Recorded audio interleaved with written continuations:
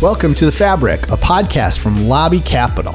In this podcast, we explore the people we back, the people we work with, and those we partner with in hopes of better understanding what leads to successful entrepreneurship.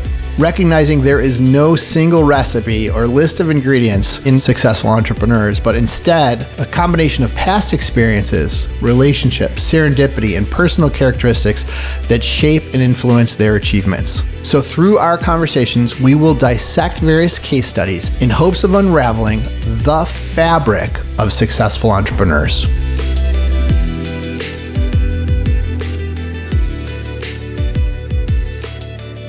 All right, we are here with David Hornik. I've been looking forward to this for weeks because although David and I have known each other for almost a quarter century, and we have worked together incredibly closely, spent hours and hours and hours toiling over negotiations and terms and documents and people and opportunities, there are a whole bunch of things that I've never had the chance of asking David. So I don't know how that's the thing. I don't know how you don't know everything about me at this point. I know. I'm going to fill in the blanks on this podcast. I couldn't be more excited about it. So we're going to take a journey back in time and learn as much as we can about David. And as we've talked about, the purpose of this podcast is to get behind the people that we're working with, get behind our entrepreneurs, get behind our co-investors, our advisors, our partners, our limited partners, and understand who they are as people, what has motivated them, what has propelled them in their career, in their lives, in their families. And it all stems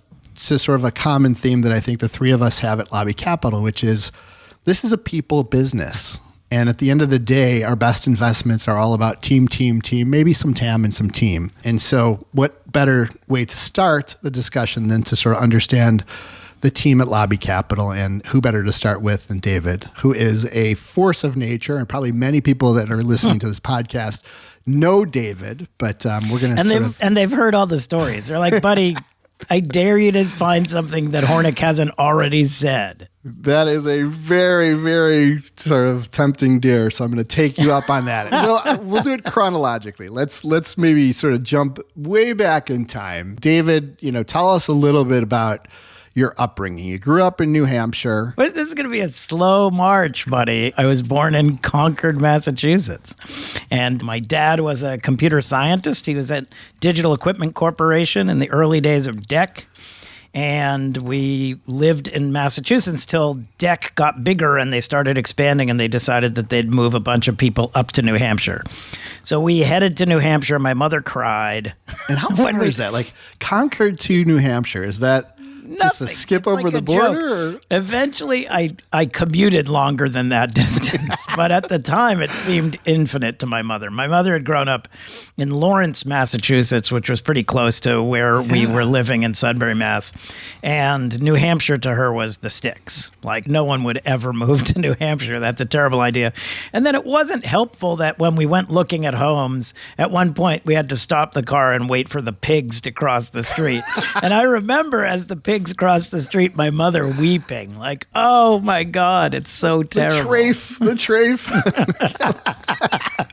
She was just like, I can't believe you're dragging me to this outback. But it was great. I mean, it was a lovely place to grow up. And I had an older sister and a younger brother, and we marched along in the Hollis area public schools in Hollis, New Hampshire. And I was kind of a loudmouth, as you can imagine. And I was, I just did a bunch of stuff. Yeah, what was David Hornik like as a little kid? The second grader? I think pretty much everyone wanted to punch me. Including my mother. I was just, so I was dyslexic. I was this dyslexic kid. And so I had my issues. Reading was not a strong suit. Spelling was not a strong suit. But your mom was a force of nature then, because she knew you were dyslexic. She caught on to that early and she guided you, right? She did not let you fall behind. Yeah, she sort of powered me through. There was no falling behind. That was not allowed. Did she have an education background? Yeah, or? She was a teacher. My dad was a teacher when they started out, and she left teaching to raise 3 kids. And I think in some regards she was lucky because my sister and my brother were so much better than I am that they really created no particular challenges for her, so she was left with really just one problem. There's always one child. There's always one kid. So, it was like, all right, we need this one to be able to read. Yeah, there's the kid that puts all the oxygen in the room, and then the same kid is the one that can suck it all out immediately. Yeah. But anyway, I was kind of an energetic kid, and I was a performer. I was on stage, and I was a singer, and I was a violinist. I was very much about the stage. If I was always on stage, I was happy. And at the time, I'm sure I thought if I could just be a professional performer, life will be great. Then my voice changed, and it was not nearly as good after the fact. And it was like, I guess that's over. It never struck me that being like a chubby little 5'4", guy was going to be somehow problematic. But no, to me, it was like, oh no, my voice changed. I was going to ask you about the computer music major at Stanford, and we'll get to that in a few, but were the fine arts a part of the Hornik household? Like, Yeah. You've been creative since day one. Like, Big time. Yeah. I think my family always loved the arts, but my grandparents, my father's parents, were fanatics. My father's mother was an opera singer. My father's father, while not a musician, was about as big of a classical music lover as existed. And so they had one kid, my dad, and they raised him with, basically a love of education and a love of music, right? He was, I suspect, a very good clarinet player, and he spent every summer with his parents all summer in the Berkshires where the Boston Symphony summered. So they would go at the beginning of the season, and they'd listen to every BSO concert for the summer. And when the Boston Symphony returned to Boston, my grandparents took their son, Jerry Hornik, and they brought him back to Collingswood, New Jersey, and they reopened their pharmacy and said, hey, anyone need medicine? Sorry we weren't around in the summer. We were listening to classical music. In the Berkshires. Yeah. So that was that. And when I was growing up then, we all played instruments. My sister was a singer and a pianist. My brother was a bassoonist. And I was a violinist. And then a French horn player, then a bass player. And the family loved music, loved the arts, loved theater. We were not really dance people. I'm probably going to get yelled at by the Hornik family, but we weren't really dance people. But everything else we were kind of, fanatical about. And that has absolutely gone to me and then gone to my children and gone to my siblings' children for sure. I didn't realize the multitude of instruments. So how did you evolve from violin to sort of wind and then ultimately bass? And I started out as a violinist. I had this kid in my second grade class, and he brought in his violin and played violin. And I went home and said, holy cow, you should have heard this. It was amazing. This kid, David, plays violin. Said, I think I want to play violin. And my mother said, oh, that's so nice. That'd be great. And then the next day I came home and said, oh, did you know that David's mom teaches violin? And my mom said, oh, that's great or whatever. And the next day I came home with her phone number. Hey, here's her phone number. My mother's like, oh, I guess he's serious. That's going to be... That tenacity started at a young age. We've seen that. Yes. It's funny. I am the opposite. My family, my dad, no music in the house. In fact, my dad didn't understand why we would want stereos when we were teenagers. But my sister picked up the guitar and ended up becoming reasonably proficient so that she ended up teaching guitar in high school to cover her weekend expenses and so forth. And I still had no interest until I was studying abroad in Italy for a year. And then after finishing school, I ended up backpacking around with a friend of mine, and we found ourselves in the Algarve with a bunch of other kids. It was, a sunset evening, and we're sitting on the beach, and the guy takes out the guitar, plays father and son. Everybody's melted, and I thought to myself, yeah, I'm going to learn the guitar. That's going to be me. I need to do that. That's harder with the French horn. And then he pulled out the French horn and played. The tuba would even be more impressive. So anyway, I started on violin and played violin, and turned out that I definitely had, some aptitude and a good ear. And so, but I was very bad at practicing. I didn't want to practice. My mother basically had to sit and listen. If she wanted me to practice, she'd be like, oh my God, which must have been absolutely torturous. And when I got to middle school, I wanted to play in the band, and I couldn't play violin in the band, and town didn't have an orchestra. So I picked up French horn. Why couldn't you play violin in the band? It was in an orchestra. It was just a band. It was like your typical school band. Marching band. So I was like, okay, I better. So I picked up the French horn because I thought French horn is an incredible instrument. Like my favorite instruments are, of course, the most brutal, like oboe, bassoon, French horn, things you can't play without years of practice. So I was a terrible French horn player.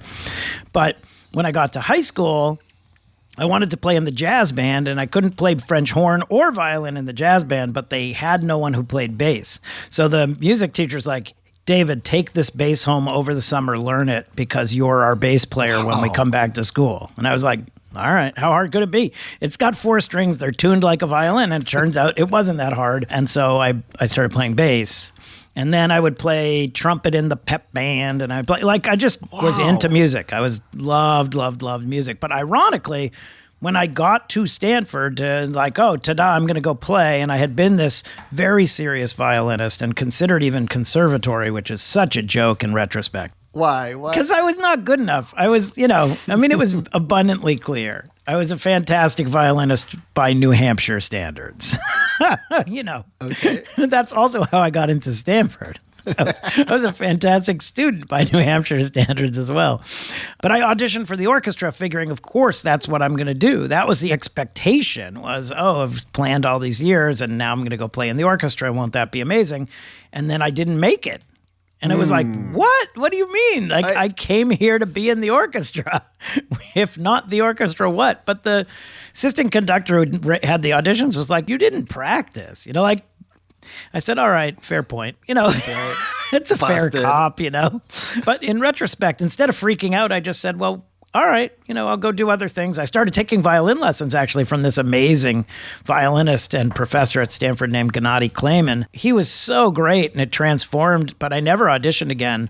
I just started playing bass in a bunch of pit orchestras and other stuff, and I did other things, and it never looked back, Any desire to do a rock band? I mean, you had I played occasionally. What would happen is that there'd be bands on campus and like they need someone to fill in on bass. And so I would end up, oh good, all right, I'll play. And I'd play here and there. So good. Okay. And so then, this we just spun through up to high school and then you alluded to Stanford. So this computer music thing is now starting to come into focus, but so you apply to Stanford. Where else did you apply? Like when you were thinking of college, you're in high school. Oh, sure. You're a great student. I was an okay student. My sister was a great student. My brother was a great student. I was a fine student. I applied to kind of all the places you would anticipate if you were the son of Jewish immigrants who were son of Jewish immigrants or whatever. Like the expectation was that you studied your way out, right? I just recently listened to an amazing interview by my grandmother, my mother's mother. Had done this interview for the Lawrence, Massachusetts Immigration Museum or some such thing. I got to hear her whole story. Her father had trained to be a teacher, but in Russia, because he was Jewish, he couldn't teach at the gymnasium. They're like, no, you can't do that because you're a Jew. And eventually he was like, forget it. And he moved over to the States. And then a couple years later, his wife and my grandmother and her brother got to the U.S., came through Ellis Island, blah, blah, blah. And they landed in Lawrence, Mass. And it was 100% like, you educate your way out of poverty. And they were never really impoverished, but they were not well off. My great-grandfather never taught in this country. My grandfather was a lawyer who never practiced law. He could never make it as a lawyer. He ran a little store. But his children, my grandmother, worked as, the secretary at the temple to put her brother through school.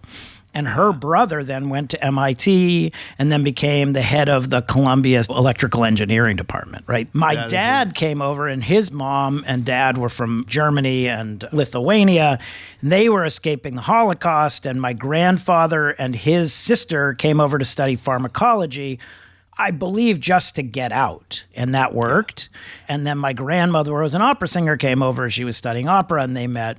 They had my father, and my father again was like, okay, all hands on deck to make sure that you focus on education. And my dad went to MIT. And so when we were growing up, it was like, look, this is all cute, but study hard and get into a great school. And my sister before me applied, blah, blah, blah, and ended up at Harvard, and everybody, triumphant.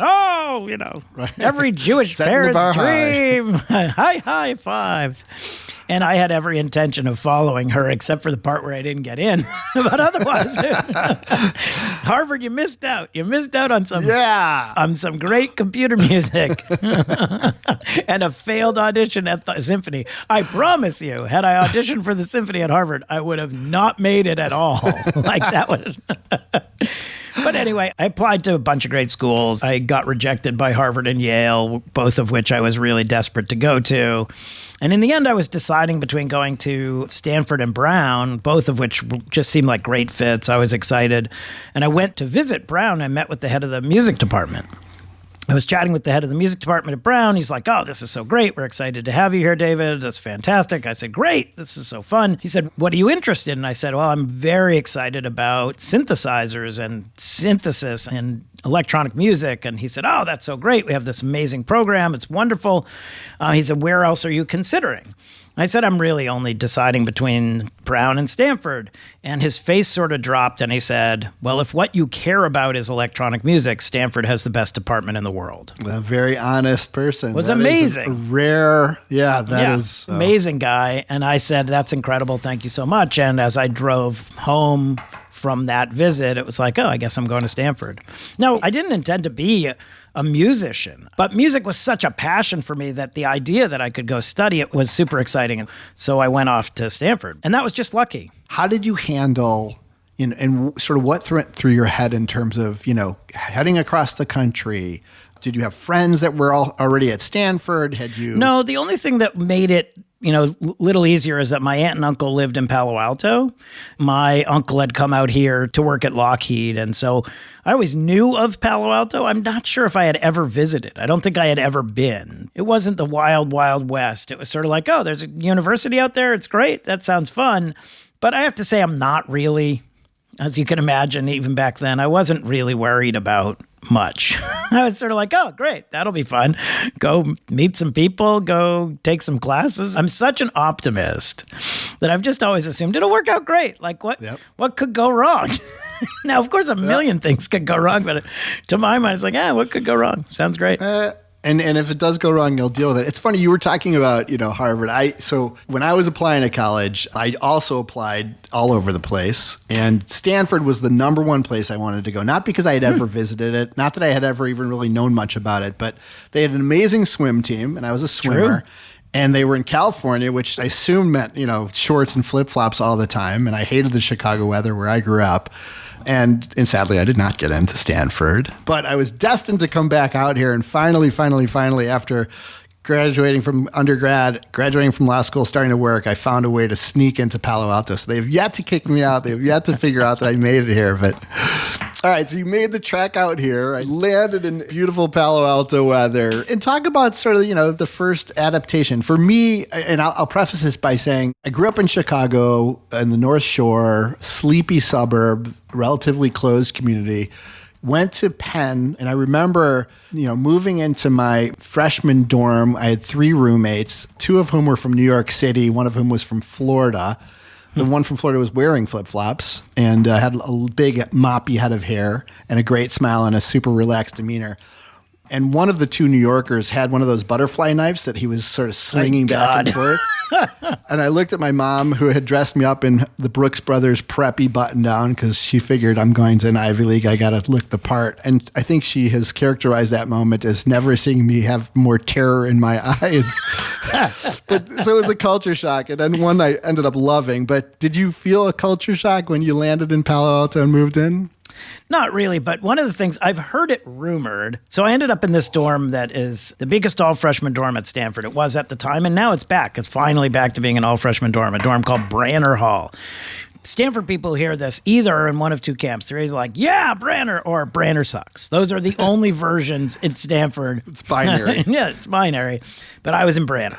So it's this giant dorm, 180 freshmen. And so you can imagine it's a melting pot of amazing people. And I showed up and I got in my room. And so the rumor at the time, and I have no idea if this is true, that they basically chose roommates by height. So that, me being 5'4" didn't end up with some 6'4" roommate who might push me around or whatever. That's an amazing screen. I don't know if that's actually true, although picturing across the hall from me was my good friend Steve Boom, who ended up being my law school roommate. And Steve and his 2 roommates were 6'2", 6'4", whatever. And we over on the other side were, 5 foot nothing. But anyway, so it wasn't like an intimidating thing. I got in there and it was like I had 2 little nerdy roommates, and one was a computer guy. The other one luckily was a musician.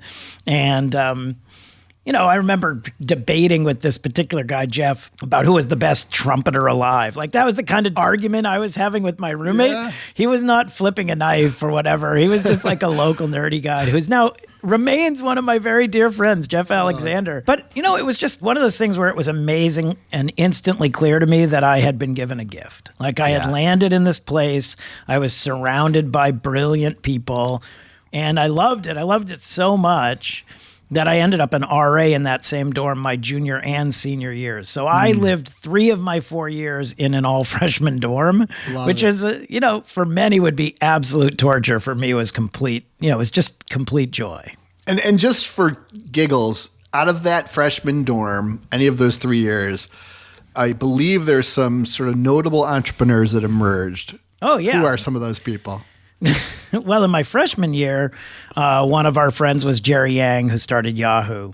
And then Jerry ended up hiring a bunch of our friends from the same dorm. So the initial COO, Tim Brady, was a buddy of ours from that dorm who went and basically was finishing up B school and went and wrote the business plan. And Matt Reitmeyer was the first biz dev guy. And Grant Winfrey was one of the early marketing people who had been an RA there. And so there were a bunch of those folks. When I was running the dorm, the computer coordinator was Steve Jurvetson. He was like the guy who would come fix your printer. Who else was there? In my freshman dorm, there was this very, very young, amazing character named John Overdeck. He was just another one of these people who was just so smart, but really seemed to enjoy his life and enjoy living it. And Overdeck ended up being friendly with Jeff Bezos, and he helped at Amazon, and then he ended up founding one of the biggest hedge funds in the world, and he's now got this incredible foundation to help with education. And that's just the people I'm thinking of, like Selena Tabakawala and her co-founder Al Lieb. When they ultimately founded Evite, they met at Branner. Like, they're generations of freshmen who hung out in Branner and started amazing things. And for those that are listening that don't recognize Selena's name, she is one of our venture partners and a brilliant serial entrepreneur and engineering sort of powerhouse. So feel free to look at her bio or check out the thing that's amazing about Selena, of course, she is those things, right? She was, I think, the CTO or head of engineering, head of technology for Ticketmaster in Europe in her 20s? Like, she maybe was 30. She was the president and CTO of SurveyMonkey. She was all these things. But most importantly, she's the loveliest human alive. Yeah. Like, she is just such a lovely, charming, like, incredibly positive person. Like she's the best. She was not in my freshman dorm. I was sadly older than she, but she's the best. At Stanford, you eventually, you sort of graduate and you sort of aim your energies eventually towards the law. What influenced that? And as opposed to, Jerry hiring you to come in and do whatever at Yahoo. Yeah, I always was going to be a lawyer. I was just like an argumentative little Jewish dude. Like, what are you going to go do? I wasn't a swimmer, buddy. I was thinking of politics or working in government. And then I sort of tripped my way into computer music, which I loved. But I was always doing both.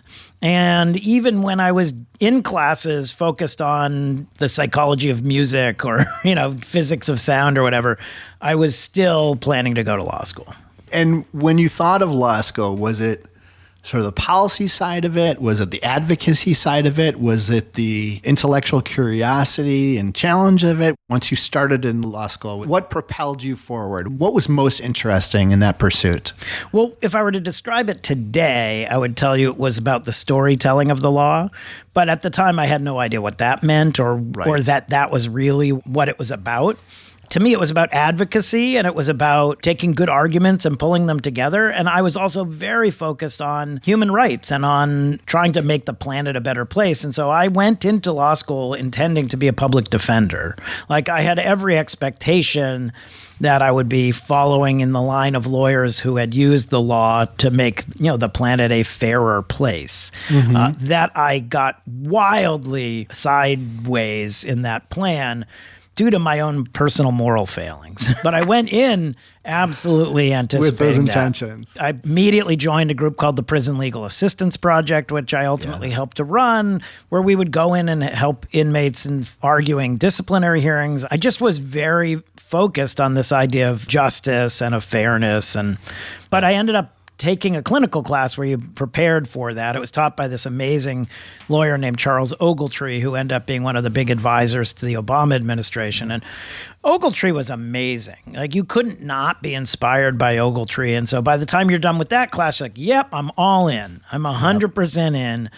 But then I went and spent a semester in court, representing folks who had been accused of mostly petty crimes, because you don't want to give some numbskull like me anything that could risk anyone too badly, A life imprisonment. And I had fun, and I settled everything. I just settled cases left and right. And in the end, the clinical professor who was at the court said, "This is great, David. I'm excited for you to be a public defender." And I said, "Yeah, that's not." It was hard in the sense that I felt the weight of the humanity, like the challenges that people had faced that led to these crimes. But I also felt the weight of the things they had done. And I also wanted to be in a profession where when I did a good job, it was acknowledged. And that's the moral failing. None of my clients cared about thanking me. That was not high on their list of things. There's something you said, a little thread that I'm going to pull on, which is, you settled a lot of cases, and this will kind of lead us to your longtime career and venture. We've worked together a long time, and another characteristic about you that I shared with others is you're an ultimate pragmatist. I've never seen you burrow in on an issue that's not of the highest materiality, highest import. I've never seen you take an irrational position in a conversation or in a negotiation or sort of in evaluating a deal. And so, it's interesting to hear, as you were doing the sort of, petty crime public defender work, that you sought and were successful in settling, because ultimately those are little deals, right? And 100%. And you settle because, frankly, it's probably the most efficient thing you can do to, get it resolved and get it resolved in a fair fashion. You finished law school. I forget if you clerked or if you went to Cravath. No, you clerked, I was basically, I like to say I was in the quest for the golden resume. At some point you realize like your life is not the resume, your life is your life. But, I was still chasing the golden resume. And so if you'd done well in law school, then you go and clerk for a judge. So I, talk for the record, I did not go clerk for a judge. Well, I said, buddy, if you've done well in law school. I did extern for a law school. Right. Let me finish. Thank you, David. Anyway, I clerked for this judge on the Second Circuit, which was, lovely and prestigious. And it was a fun year and a half. Then I went to Cravath, which is this litigation shop that you hire if you really have to win. Again, I was like, okay, if I'm not going to be a public defender, what am I going to do?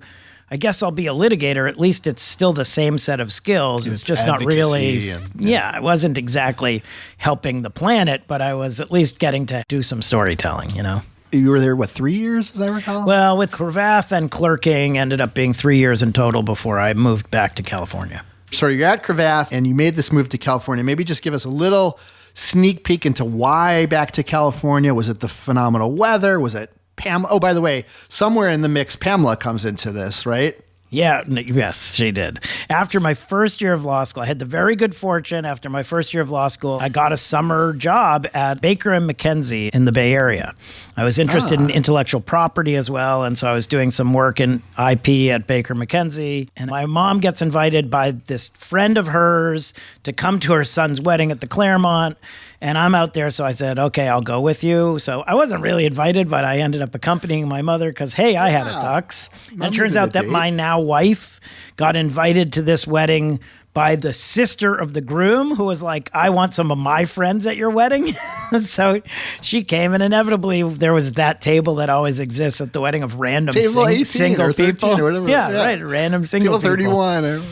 And sat down at that table and, And you met her at that wedding? That's amazing. Yeah. That was good. By the way, the mom of the kid who was getting married is the one who introduced my parents to each other. Wow. So that's kind of weird. But anyway. Yeah. Wow. There's the Hornik romance. It was a shirt, as we say in Jewish land. Yep. I want to dig into Pamela a little bit, and then we'll come back to the work. Okay, so you sit down at this table at a wedding. You're a little bit of a outsider, presumably at the wedding. Big time. Not a little. And you sit next to this cute girl, and was it love at first sight? I wasn't actually sitting next to her. She was super cute, and I kind of looked across the table, and I was chatting, but it was I didn't know these folks and they were friends, but I was there.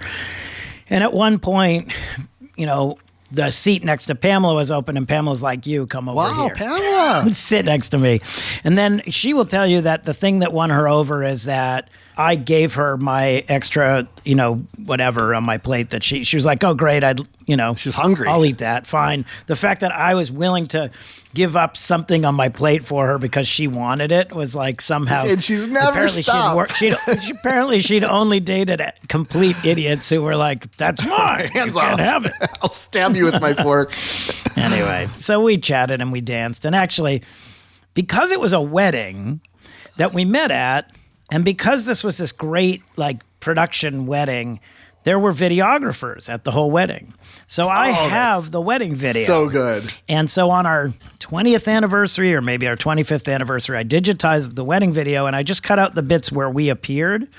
And you watch it, and you can see by the end of the wedding, we are together. Oh. Anyway, so we basically were together and dated and whatever that was through law school. And then the July after law school got married. And then lived in New York and then came back out to Palo Alto. Okay, so now we'll get back to that. You've been bludgeoned at Cravath with amazing experience, but a lot of grueling hours. It was fine. I liked it, and I worked for an amazingly lovely guy. I worked for this guy, Frank Barron, and Frank Barron was an incredible litigator. He was legend. He had unimaginable clients, and they trusted him and all this stuff. But he was also unimaginably lovely. Like, he put up with just ridiculous stuff from me. There's something to be said. And I think he was also kind of like, "Oh, Hornik." Like, when you hire someone to work for you at Cravath, you don't expect me.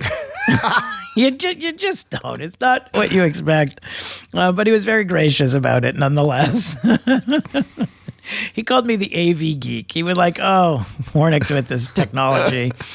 And I remember one day I was walking around Cravath whistling because I always whistle. And one of my fellows was just like, "Why are you always whistling?" And I said, because I'm happy. And they're like, "Don't get that off your shoulders." Idiot. Yeah, shut up. You're such a... So we got married. I clerked. I went to Cravath. We had a baby and then a second one. And so we had 2 little kids. And to a certain degree, I was arguing for a living, and then I'd come home and practice. I don't think it's that fun to be married to a litigator. And I more than once, Pam would say, we're having a discussion here. We're not litigating, And so finally, I just said, maybe this isn't the right long-term thing. And I really, at the time, thought maybe I should go in-house. I should go be an in-house counsel because that would be interesting and give me the opportunity. My dad had been in tech, and I kind of thought that was a good path. And so I was going to start practicing corporate law at Cravath so that I could at least know something. But again, this guy, Steve Boom, who was my buddy, was out working in the Bay Area at this firm called Venture Law Group, which was the rival to the firm you were at the time, Gunderson Detmer. And he just said to his boss, "Hey, I have this buddy and he's interested in, considering leaving, and, should we talk to him even though he's a litigator?" And that guy, a guy named Jim Brock, was like, "Yeah, sure. Have him come out." And they met me, and they're kind of like, I doubt that. I doubt that. So they offered me a job and said, "Sure, you can come. We'll teach you how to be corporate." And this is 1997, yeah, that's right. 97. So the Valley is sort of maybe buzzing. Not quite as buzzing as it is now, but buzzing. Internet is a real thing. Lots of investigatory sort of startups around the internet. You got there ahead of me. When did you get to the Bay Area? I moved to the Bay Area in 93. At our firm, we incorporated Netscape and saw sort of from that angle. But, interesting, I pulled up this statistic this morning because I was so curious. Last year, I guess there was $358 billion invested in venture capital. What do you think the amount invested in venture capital was in 1997? 97, $1.5 billion. No, it was a little more than that, but I think it was $11 or $12 billion. Right. That's, it's a teeny orders of magnitude less. Yeah, amazing. No, the business was teeny, right? I mean, the predecessor to August, which is the predecessor to Lobby Capital, was a firm called TVI. And TVI was one of the first really interesting tech venture funds on Sand Hill Road. There were only a handful, right? They're just the competition. If you were a VC back then as tech emerged, the competition was really small. It's very different. And it was collaborative, right? I mean, it was a collaborative sport all the back time. then. Yeah. Now everybody's punching each other in the face, buddy. Except for Lobby Capital. Because we love everyone. We do. We are collaborative investors and will always be. That's been our approach. So you move to Venture Law Group, you work with Jim Brock, you get involved on Yahoo's account, as I recall. Yep. Actually, the very first deal I worked on was the acquisition by Yahoo of a company called ViaWeb. Do you know who started ViaWeb? Paul Graham.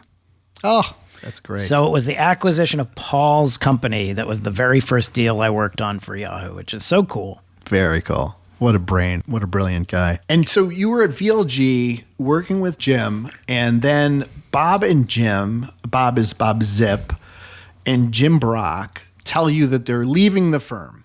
No one had ever left the firm. No partner had ever left the firm. Meanwhile, by the way, 6 months earlier or something, my friend Steve had left the firm, went off to run business development for Yahoo Europe. He's like, I'm going to Yahoo Europe, so he left. I was like, wait, I came here to work with you. And now he's at Amazon. Yeah, he runs Amazon Digital Music, which is awesome. Yep. But yeah, Jim Brock and Bob Zip said the unimaginable to the firm that they were leaving. And the firm had been started by a guy who said, I want this place to have zero attrition, which is, of course, an impossibility. But they said, hey, we're leaving. And I grabbed Jim and said, great, where are we going? And Jim was like, who's we, my friend? I'm like, no. I loved working. Dusting off his arm. Let go, let go. No, literally shaking me off, get off. But I loved working with Jim, and I was just thought, great, if you're going somewhere, then I guess I should go there with you.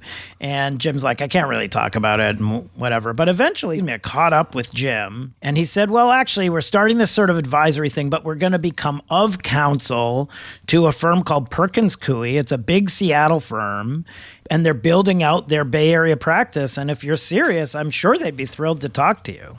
And I was like, oh, yeah, totally serious. And so I started talking with the folks who are running this Bay Area practice there, as of course Buddy knows, because this is where he and I met.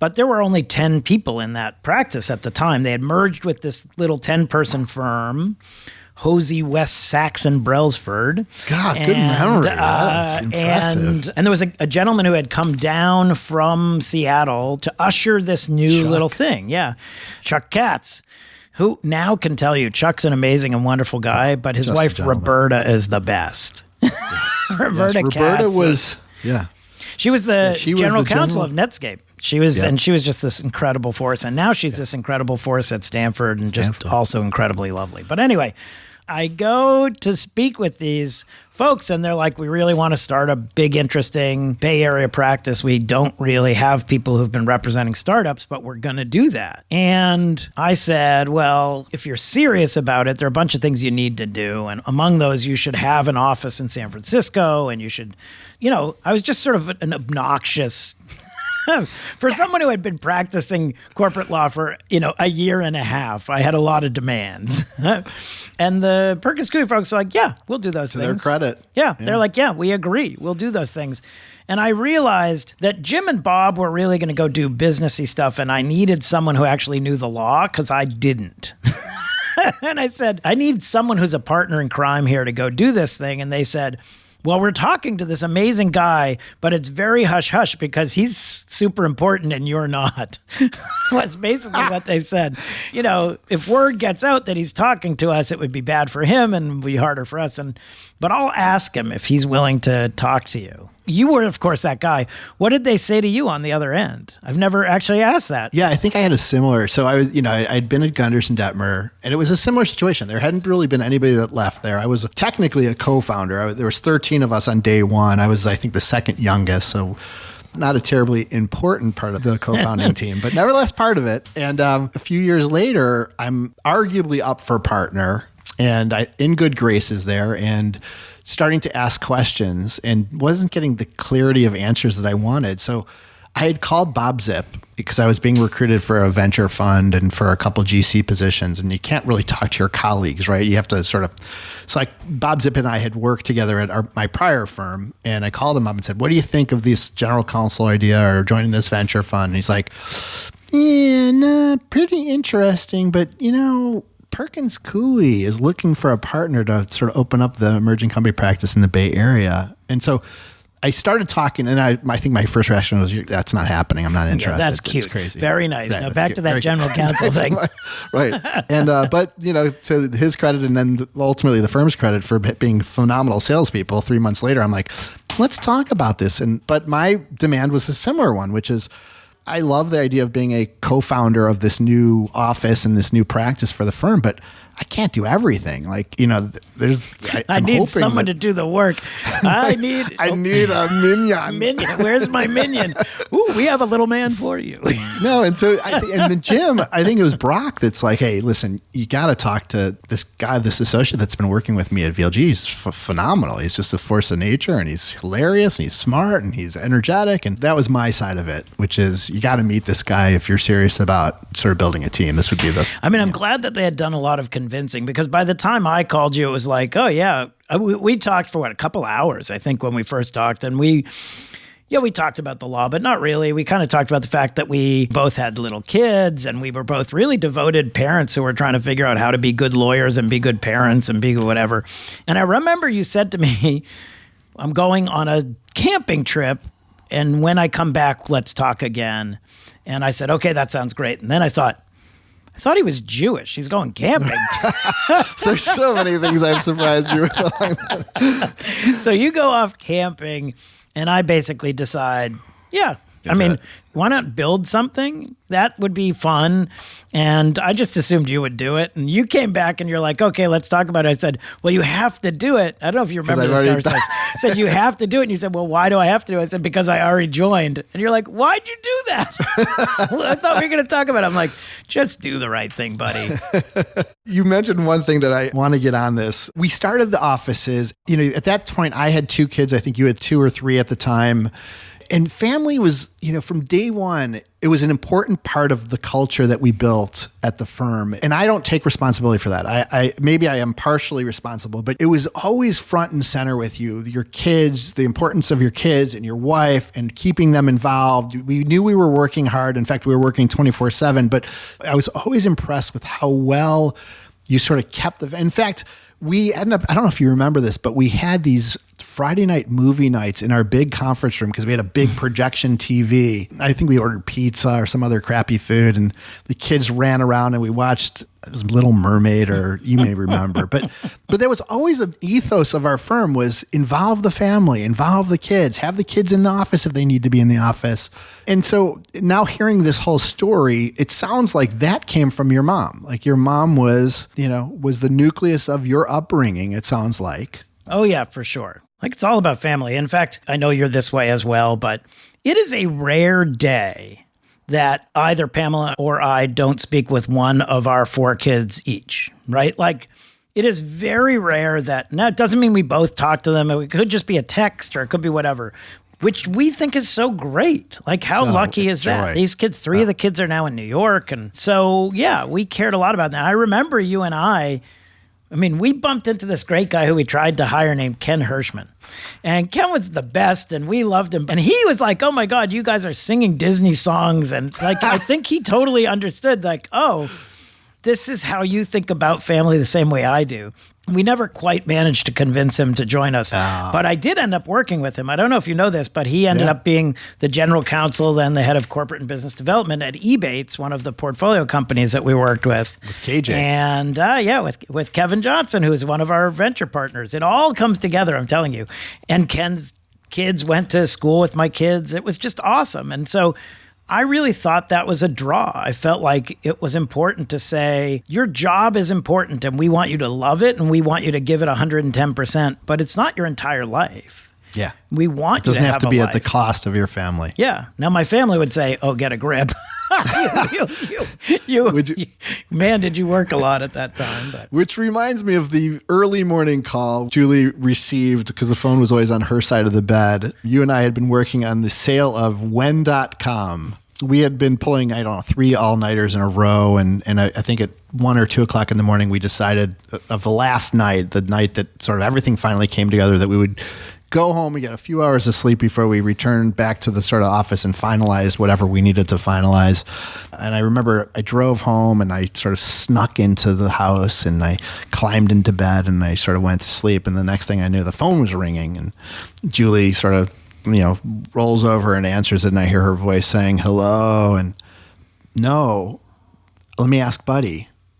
And it was Pamela calling, and she didn't know where David was. Where's David? Weren't you guys together? And this was pre-cell phone, so we couldn't call you on a cell phone or track you on a... And I said, I don't know. We left at about 1, 2 o'clock in the morning. We were just going to drive home. Oh my God, it's 5:30, 6 o'clock in the morning. I think we have to meet back at the office at 8. So I don't know where he is. And then I think it was 20 minutes later, Pamela sort of calls back and says, I found him. He was asleep in the garage. Well, I came home. It was like 2 a.m, and she had locked the door between the garage and the kitchen. And I was like, I don't want to wake up the kids. That'd be horrible. And I was so tired, so I just went to sleep in the car. And I don't know what made her open the door to the garage. I think she was probably checking to see if the car was there. And when she opened the door to see if the car was there and saw me asleep, she banged on the window of the car like, what are you doing, you idiot? And I was like, oh my God, I just wanted to sleep, which gives you a sense of how bad it was at that point. She was so annoyed at both of us. All right, let's scoot it forward a little bit. So, we're at Perkins. We worked our tails off. We did a lot. We grew the team from, 0 to 35 lawyers in a matter of a year and a half or 2 years. Our wives thought you and I were having an affair. We were together way more than we were with them, but it was fun. And then there was that memorable day, that day that you approached me and said, hi, buddy. Hey, sorry about this. I got good news for me and bad news for you. Is that what I said? That would be mean. I'm like, I don't know which one I want to hear first. So that was the day that you announced you were going to leave the law, leave Perkins Coie, abandon your friend Buddy, and become a vulture capitalist at August Capital, which was an amazing career move for you and one that I certainly applauded and continue to applaud. So the question in this is, at what point did you think to yourself, the law is super interesting, but I want to do something different?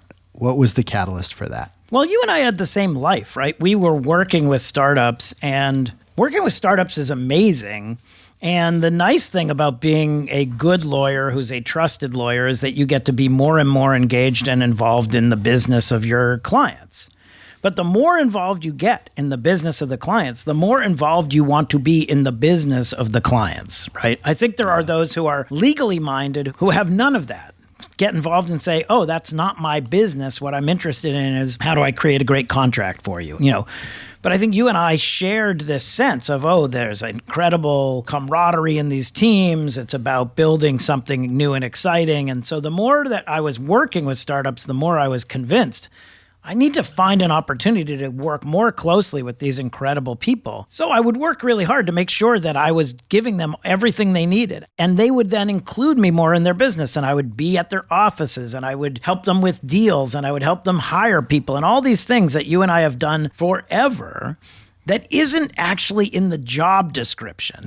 It's not like if you said, oh, what do you do as outside counsel to a startup? You wouldn't say, oh, yeah, you interview VPs of marketing candidates. But that's the kind of thing that you and I were doing for our companies because it was valuable to them, and we wanted to be part of a team, and we wanted to be helpful.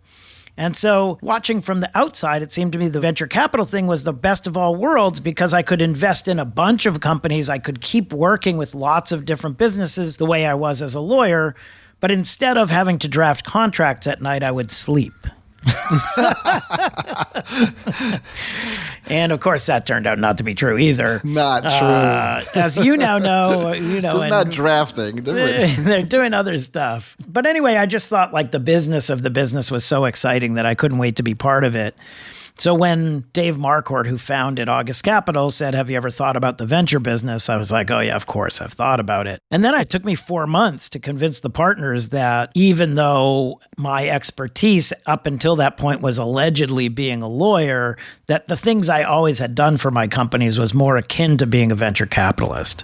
Yeah. And the thing that has been great, reuniting with you is I always knew that that's how you treated it. Like we came into the business together saying, hey, we have to be equity holders. We have to have the ability to be part of this experience and part of this ride. And then we want to create value for the larger company. And we also want to benefit from that value that's helped it created. You did it a lot longer from the inside than I did. But by the time August spoke with me and said, listen, it's not clear that you'll be a good venture capitalist.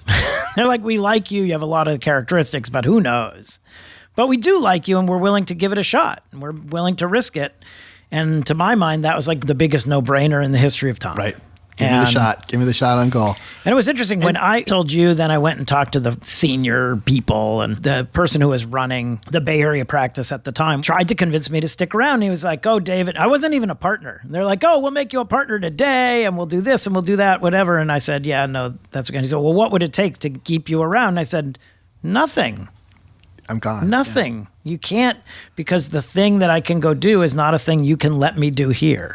Yeah. You know, it's funny, having seen a bunch of people leave, I think the most respectful thing you can do to a great colleague that is leaving is to wish them good luck and not give them the, what can I do to keep you? Because the best employees, the best sort of colleagues, they don't threaten to leave. They make their decision and they sort of do what's right for themselves and they go. And that idea of what can I do to keep you is sort of like, hey, the decision's now made. If you respect me, let me go with my decision. Well, the other thing, and I'll tell you, Cravath understands this 100%. Now, partially it's because they bring in a class of, 50, 60, 80 associates, and they'll only make a few of them partner. So the vast majority of people will leave. But they think of people who have been there before as alumni, right? Yep. In the same way that you're a Penn alum, you're a Cravath alum. And I just think that's just way smarter. And if I think of the alumni that we had from that class when we were building this practice, right? We had Sean Pack, who's gone on to be an incredible litigator. We had Carl Sun, who now runs Lucid and is the CEO of a giant, incredible company who's just went Google before that, right? You and I are now in this venture world, and we constantly are referring people to Perkins Coie. We know how amazing those lawyers are. So why do anything but say, oh, I can't believe how great it is. Let us know how we can be helpful to you, right? Exactly. That's what Cravath does. It's like, awesome. Let us know when we can be of service, It's good business and it's the right way to approach people. Hey, on the venture side, I love hearing this story and I want to get this recorded. Talk about your first investments there, right? So tell us what they are and how they perform, but get us inside the mind of David Hornik. So you're new to the venture world. You've got these very accomplished venture capital partners sort of that just hired you. They're giving you an opportunity, but they're not 100% convinced. Talk about your first deals and how you looked at them and what you were thinking. Yeah, I mean, it was crazy. I have to say, I thought I understood the venture business because I had seen venture capitalists. I'd seen them do deals because I'd helped with the law, and I'd seen them in board meetings because I'd sat in board meetings. So I'm like, oh, I know what it means to be a venture capitalist. Then you get there and you're like, what? Oh my God. Like just the number of things that you have to do that you had no idea. You have to convince people to tell you about what they're working on, and you have to figure out if it's interesting, and you have to make choices about whether it's interesting. Then you have to convince them to take your money, and then you have to negotiate the terms, which on the one hand, we did a lot of, right? I mean, how many billions of dollars in private equity financings did you do? Like billions, right? So of course we know what the terms are. But it turns out that's not what it's about. I mean, Buddy and I were just going through this. Both of us were trying to negotiate deals on our own as lobby capital in the last week or two. And it's just very telling. And they were very different deals and they were very different terms. And it didn't matter how many private equity financings you had been the lawyer on. It doesn't train you for what are good choices and what am I willing to do and how can I trust people and learn about them in the process and all that. I think that's the most insightful thing, which is it's not about the terms. It's about what are they revealing about themselves, their mindsets, their personalities, how collaborative they are in the negotiation with you. Yeah. So anyway, I just knew nothing. And it was a bunch of technology that I didn't really know anything about either, and that was interesting. So I have this partnership. I was the fifth to join. There were four illustrious folks. Dave Marquardt was the only private investor in Microsoft. He sat on that board for 33 years. He was the first investor in Seagate and Sun and Compaq. His co-founder, a guy named John Johnston, had been the first investor in Intuit and Sybase. And Andy Rappaport, who came and joined them next, was a chip investor who was considered one of the smartest people in the chip business. Andrew Anker, who joined after that, had been the founder of Wired Digital. So he'd helped to invent the banner advertisement. So these were amazing people. And I showed up, and I remember after the very first meeting, I went home and I said to Pamela, oh, this is not good. Like, we just talked about all sorts of things, and I don't know anything about any of them. And she's like, what are you talking about? Like, oh my God, we talked about chips and storage and blah, blah. It's like, I'm way over my head here. And she's like, it is too late, my friend. Suck it Go up. learn some things. Go learn some things. But luckily, they were in no rush. They said, take your time. Don't feel any pressure to do a deal. Deals come when they come. Meet with companies. I remember the very first deal I put in front of the whole partnership.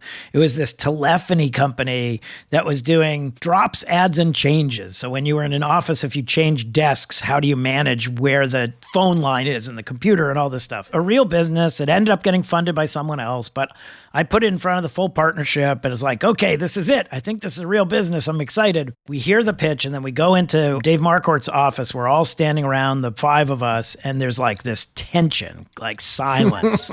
And finally, Andy Rappaport says to me, so could you wake up and be excited about that business? Could you wake up and be excited about working with that team? And I said, I think it's a very interesting market. I think it's this. I think that. He said, no. I asked you a very specific question. Would you wake up and be excited to work on this particular company with these particular group of people? And I said, is that a criteria? And he said, of course it is. It's the criteria. And I said, well, no. And they're like, okay. Then they all like, oh, thank God. And that was the end of that deal, right? But the first one that I got very serious about, and this is the thing about the business is like this long-term business and it's very relationship-driven, was a company called Popular Power. And there were these two great smart founders, and they were trying to create this idea of using distributed processing. It was so early for this, but it was based on the project SETI at Home, where you were looking for extraterrestrial life by using the computational power of your computers when you weren't using them at home. Yeah. And so these guys were building a commercial grid on top of it called Popular Power. And there were two founders, and I really liked them both, a guy named Mark Hedlund and a guy named Nelson Miner. I spent a bunch of time with them. They were negotiating. I brought them in front of the partnership. We're like, yeah, we kind of get it. I mean, we came very close and they came very close and they thought about a term sheet, and then Sequoia, I think, was giving. Anyway, it never really worked out. I didn't do the deal. They didn't end up getting funding. Nelson went off and joined Google as a very early Google engineer. It wound up being really a phenomenally great experience for him. Mark has done amazing stuff. I think at one point he was the head of engineering for Stripe and done other things. And I've stayed close. I think they're really lovely people. I've enjoyed watching the advent of their careers. And I didn't do the deal, But the very first deal I did do was a company called PayCycle. And it was the first online payroll company. And it was before anyone was talking about SaaS, but it was the very first, small business SaaS product ever invented. And it was payroll for small business. It was started by this guy, René Lacerte, who had been running payroll at Intuit, and he wanted to build this at Intuit, and they didn't want to build it, and so he left. And because my partner, John, had been an investor in Intuit, he knew Eric Dunn and Susan Dunn. Eric had been an investor and been part of the company. He had been an investor in PayCycle. He was part of the Intuit story. Susan, his wife, was this incredible attorney who had clerked for Sandra Day O'Connor, was a force at Fenwick and West, and she left Fenwick and West to join this company. So I met with them, and I loved René. He was this very earnest, very lovely, smart person. I thought that what they were doing was interesting. And ultimately, the partnership agreed. And I think they mostly agreed because they thought I couldn't do too much harm. They're like, it can't go too badly. They can't raise too much money. It'll be fine or whatever. And finally, I ultimately gave René a term sheet. I remember when I gave him a term sheet, I said, because it had been originally introduced to my partner, John, but I had been doing all the work. So I said to him, how are you thinking about the board seat? Because I was worried that he was going to say, I want to have John, who's been on the board of Intuit, take the board seat. And he said, well, I certainly hope that you're the board member. And I was like, what? Yeah, that's awesome. I was so happy. And he was like, I don't want John. I don't have a relationship with John. So René and I have now worked together for 21 years, because PayCycle ultimately got sold, and he then started Bill.com. Back to Intuit, and then, right? sold it to Intuit. And it's big now. It's a very big business. Then he started Bill.com, and we said, let's fund Bill.com. And I've been with him for more than a decade of Bill.com. And, the fact that that's now a $20 billion public company and just So good. doing amazing stuff. So Renee then, through his lawyer, introduced me to my next most interesting deal.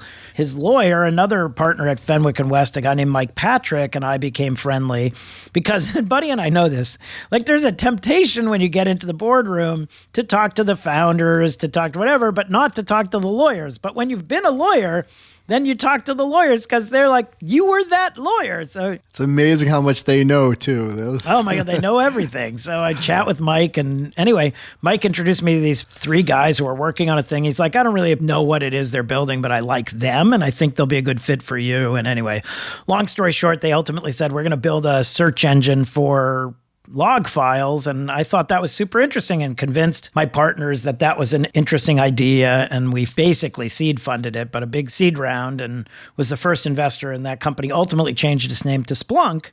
And it was the poster child for big data when it became a public company in 2011. Right? So 7 years after I made the first investment. So those two obviously I was just lucky I touched really smart entrepreneurs. And then because I worked on Splunk, I got to know Eric Swan, who's just a force. And Eric works with me on two other things. He had seed funded a company called Brilliant, which we're an investor in. And then he had funded this company that's now called Fletch that he and I are both on the board of. And so it's such a tangled web of amazing, smart people. And you just have to hope that you get, like grab hold and, grab on tight, like take me with you.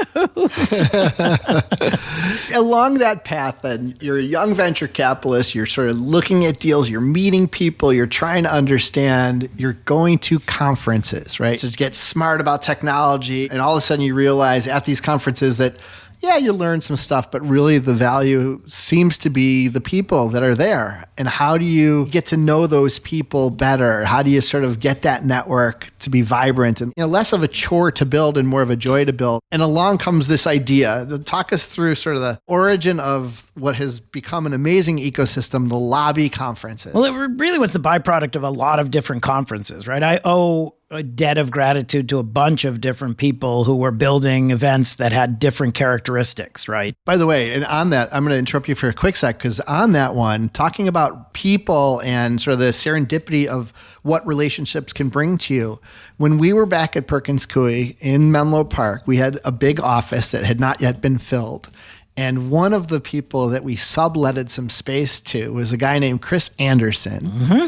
And Chris Anderson had just acquired or somehow assumed the assets of this small sort of niche conference, but very sort of passionately attended conference called TED. And so we had the good fortune of seeing Chris in the early days sort of define the sort of evolution of where he thought he could bring TED.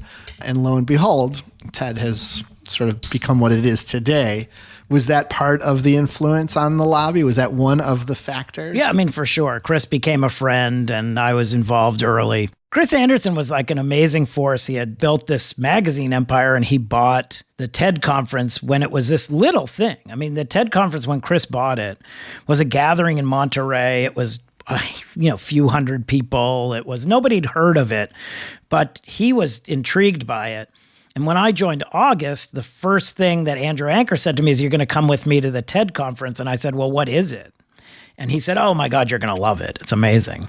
So I went off in 2000 to my first TED conference and it was amazing. Like just the people who were presenting and the conversations. For someone who was a computer music major and a political science junkie and a technology person, all these things, I just couldn't have liked it more. And I started helping introduce speakers. And this guy, Tom Riley, who is one of my favorite people on the planet, would do this comedy wrap up at the end of the conference. And eventually I got to join his team writing the comedy wrap up with a guy named John Boyden, who's become one of my dear friends and also comes to the lobby conference. And over the years, I tried to be as helpful as I could to Chris about the conference, putting aside the influence it had on my lobby conference. One day I got a call from Chris and he said, hey, David, I've been thinking about TED. And one of the challenges, even though TED stands for technology, we haven't had the best eye on technology. And I think we need a tech curator for TED. And I said, I think that's 100% right. It would be great to have a resource. And he said, I'm so glad you think that because I'm going to make you the tech curator.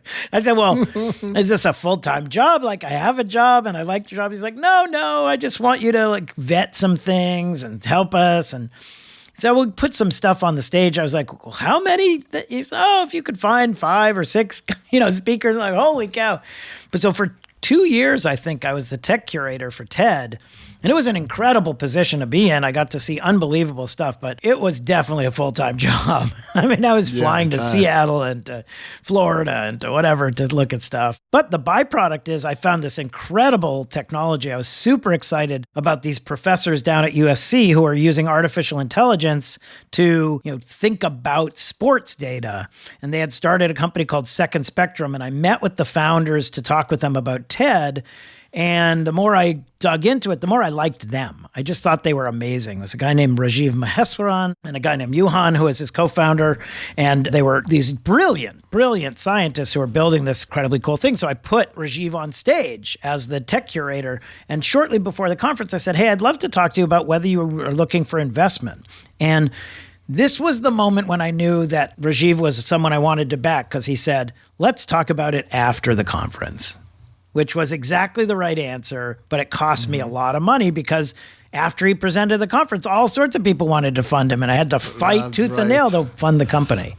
So it's just one of those things. You never know where you're going to encounter amazing people and what they're going to be working on. And that company got sold to a company called Genius, which is a great, interesting sports data company. Okay, back to the conference. So I was going to these conferences. That thread on people, I mean, again, it's all about the people, and it's always sort of interesting to try to decipher what is it about the people? What motivates them? Where do they come from? How do they have that perspective? Where are they going to take that perspective? How are they motivated? It's all about that fabric of the people. To your point about building relationships, like I've been to the TED conference since that year. So 2000, this is 2000. So 22 years I've been going to the TED conference and have never missed one. And there are a group of friends of mine that I see at TED that I don't necessarily see at other places who are just an incredible group of folks, and they're building interesting stuff and they're working on great stuff. And it's my opportunity to catch up with this crew who I otherwise wouldn't see. I actually don't go in and hear talks much because I can watch the video, but I can't chat with this group of people. When I finally started my lobby conference, which was my response to all of these conferences, because I decided that all of the most interesting conversations I had at all of these events was in the lobby. Because that's where I'd talk to people. I didn't go in a dark room and listen to speakers. I wanted to talk to people. When I went in the dark room, I'd whisper to the person next to me and people would be annoyed at me. So I created the lobby conference as a nod to all of these great conferences. I invited the conference organizers to my very first conference. So I invited Kara Swisher, who had started All Things Digital, and she actually came to the first one. I invited Chris Anderson and some of the other folks from TED. I invited Tim O'Reilly, who had these amazing conferences. The O'Reilly conferences were everything. They were all sorts of technology, but he also had a thing called Foo Camp. And Foo Camp was this gathering of Foo, which was Friends of O'Reilly.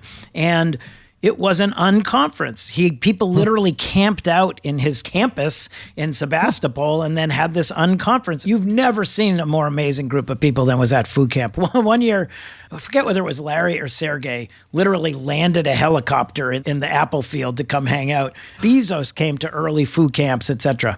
So I invited Chris Shipley, who was running the demo conference, to come. I wanted them all to know that I wasn't trying to be what they were. I wanted them to know that they had influenced this thing. But the thing that they had influenced, the lobby, was I thought of as, this experiential theater. It was this opportunity to gather the most interesting folks who would be speakers at any other conference to come together, no speakers, no panels, just sit around and talk about the stuff that was important to you and to your friends at the lobby. Have great dinners and parties where you could engage in ways about things like you and I have always engaged in, which is not just talk about how you're building this incredible company, LinkedIn or Zynga or whatever, but who you are, like what inspired you. Reid Hoffman and I have become incredibly good friends for many years because we built a real relationship around thinking about the planet and about games and whatever, right? And so I've made wonderful friends. I've brought incredible colleagues to this conference. We bring co-investors to the conference. We bring people we're excited about working with, and it's really worked. The result of it is that everybody gets a bunch of value out of it, not just us, because that wouldn't work. And they're really thankful that they had the opportunity to be part of that conversation. So Lobby is about 250 people. Right. So you've been doing it for 14 years, invite only. It sells out, within minutes of the time David publishes the date. But the first one was 150 people. Yes. And at the time, there were no billionaires in attendance, right? There was no sort of wildly successful entrepreneurs. There was 150 really, really brilliant people from all different backgrounds and all different sort of orientations. And yet you spin the clock forward to today, and it's amazing. It's almost 10%. Almost 10% of that original crew are billionaires. And even more important, think of the impact that those 150 people have had on, not just the technology marketplace, but sort of our daily lives. Yeah, no, I mean, look at Ev Williams was there before he started Twitter. He had done Blogger, and Reid Hoffman was there as he was getting started with LinkedIn, and Mark Pincus was there as he was starting Zynga, and Travis and Garrett, who ultimately founded Uber, were there at that early time and met and got to know each other. Drew Houston in the early days of Dropbox was there. And then in the venture world, Josh Koppelman was there as he was thinking about creating the first seed venture fund, right? First round capital. And Dan Rose, who was the number 3 or something person at Facebook, was there, as was Ethan Beard, who was running Facebook platform, as was Dick Costello, who was running a different company called FeedBurner, which he sold to Google before he went on to run Twitter. And the list goes on. Like, it was just such a smart group of people, but also such a nice group of people. Matt Mullenweg, humans. as he was starting, Automatic, which is now powering so much of the web. I mean, I just think these are my closest friends, but also they're also our closest colleagues. They're lovely people. And we ended up going from having this initial group, which was always only thinking about consumer-facing businesses, to then creating a second event called Lobby Enterprise to find the people who were doing the same thing, who were generous and thoughtful and wanted to create the future of business-to-business technology. And that conference ended up being with the early people there were the founders of Atlassian and Datadog and Elastic and Fastly and all these amazing businesses, right? And so the biggest challenge for the lobby is just to make sure that you're always bringing great new people on. It's only as good as the amazing people who come, and it can't be the same people every year, even though everybody wants to come back. And so it's this tricky tension of who's creating that next great thing, because we want them to come, and that means that some of us can't come back at least this year, because if it got too big, it would be less interesting. Yeah, that is the challenge that you're facing now, is how to both sort of keep the folks who have attended active in the community, the Lobby Conference community, but also then sort of bringing in sort of the new faces and the new ideas and the new businesses. Spin the clock forward 5 or 10 years if you can for a sec. What's the vision for where Lobby Conference goes?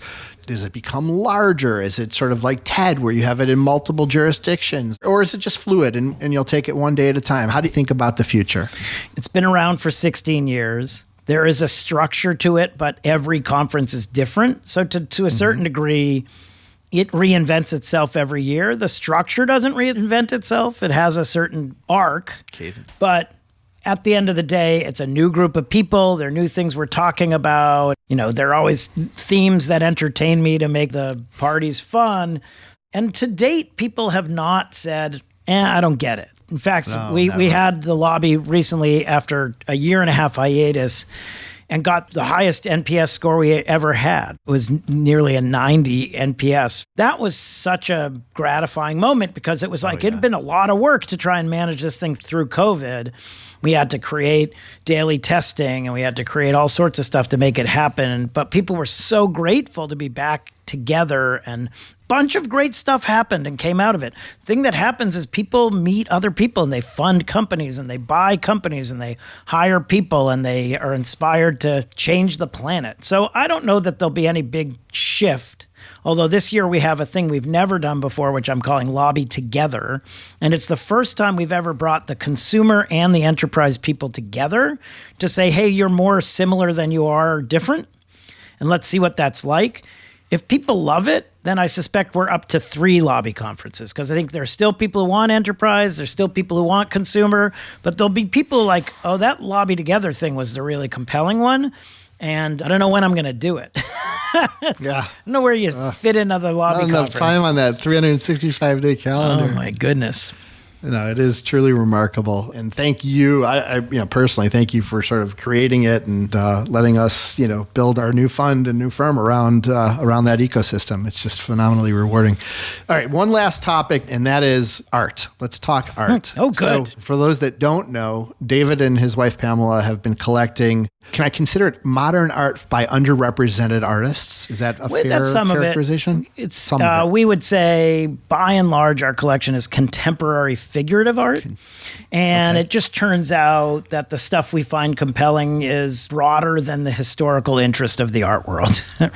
Although that's shifting very rapidly. So we have lots and lots of art of folks who have been historically underrepresented, artists of color, LGBTQ artists. And some of what we find compelling about the art they make is that it reflects who they are, right? Yeah. We just bought this incredible piece of art, this sort of revelatory piece of art that is by a trans artist who actually lost his arm in an accident while in art school. And this piece of art is really about that. I think that we're not trying to make a statement. We're not trying to do anything other than buy art that we love and we think is exciting and compelling. And then the most exciting thing we could possibly do is to give that art to museums or loan that art to museums so that more people than just the people who wander through our house can see it. Can enjoy it. And, it's funny. I think I've shared this with you. My father-in-law, when he was alive, was an artist. In my upbringing, very little appreciation for the arts in the Arnheim household. And so when Julie and I were first dating, by the way, that was when we were 16, but I would go over to her house as a polite young man and sort of knock on the door and, of course, have to sort of sit and talk with the parents before I would take her to the movies or whatever we were doing. And he had his artwork all over their house. They had this very modern house that overhung a ravine, and he would cover all the windows with his large canvases. And I would sit and because I was so ignorant about art, I would look at them and they were pretty. I would say, wow, that's really pretty. I love the colors. I love the flow. Oh, that looks exactly like. And then Julie would come to my rescue and say, you can kind of feel the mood of this, whatever. And she would sort of explain the art to me, you simpleton, can't you see? But it's interesting as we've gotten older, and Julie certainly is more interested and sort of pays more attention to the art world. There is a lot of messaging and a lot of sort of emotion and a lot of knowledge that gets sort of portrayed in art. And everybody has a different perspective, right? My tastes and my interests are different. But you and Pamela seem to have a very aligned area of interest or sort of very aligned passion around the art that you're collecting. How did that happen? Was it Pamela and you're a good soul and you're a good husband that supported her? No, it really isn't. In every instance when it's like, oh, I shouldn't have an opinion on this, I always have an opinion. We just got lucky and it turns out that we really like the same things. But it is sort of stunning how much we like the same things. If we go to a show and you say, what's your favorite piece in the room? 97% of the time, we will pick the exact same piece. Now, maybe that's that we've been surrounded by the same art. Maybe, but mostly I think it's just we have the same aesthetic. Like the stuff that is exciting to us is the same, right? In the end, I think if you look around and you see the stuff that we live with, it's very joyful, it's very bright. And frankly, Buddy, I enjoy it the way you just described. We're not intellectuals. We're not saying, oh, this is an incredible representation of the blah. We're saying, oh my goodness, the strength of this character. I always talk about the empathy. You can see the empathy in the artist, whether it's themselves or some person who they feel isn't well represented in history or whatever. You look and go, oh my God, I'm so glad that that person is getting a voice. And That's what excites us. And that's been an amazing journey. It's been very, very, very lucky to get to know artists. I mean, in some ways, one of the things that I've done over time, right? One of the things that you've seen, Buddy, is that my life has all become kind of venture capital, right? So we look and meet emerging artists who are doing great stuff, and we buy art from them when nobody cares about them or has heard about them. And maybe they become interesting, maybe they don't. That's fine. I invest in Broadway shows because I think they should be made. I want this art to be made. You know, there's an amazing show that's about to open called A Strange Loop on Broadway. I'm investing in the show and helping to produce it because it's a great show and people should love it. Will it make money? Probably not. But, you know, the same was true of Hadestown. Would it be great? Yes. But would people love it? Turns out, yes. So I kind of, everything I do is try to engage with amazing people who are building something that can be transformative early and be a part of that journey because that's the fun stuff. And sometimes it turns out to be great and amazing and you can all celebrate. And sometimes it doesn't work and you say, that's fine. It was worthwhile, right? Let 1,000 flowers bloom. You know, at some point we'll do a podcast on, you know, venture capital is everything, right? It's sort of portfolio theory of life. You know, you try things, sometimes they work, sometimes they don't, but you got to try. You got to push it forward if it's interesting. Yeah. Well, David, that was a fantastic discussion. Thank you so much for filling in the blanks that I had along the way. I could continue this conversation for hours, but I know we both have emails that are piling up and phone calls that are sort of waiting to be returned. So thank you again. And I look forward to our next conversation. Always fun. This has been The Fabric, a podcast by Lobby Capital. Make sure to subscribe so you can stay up to date with upcoming episodes and content. I'm Buddy Arnheim, and I look forward to our next conversation.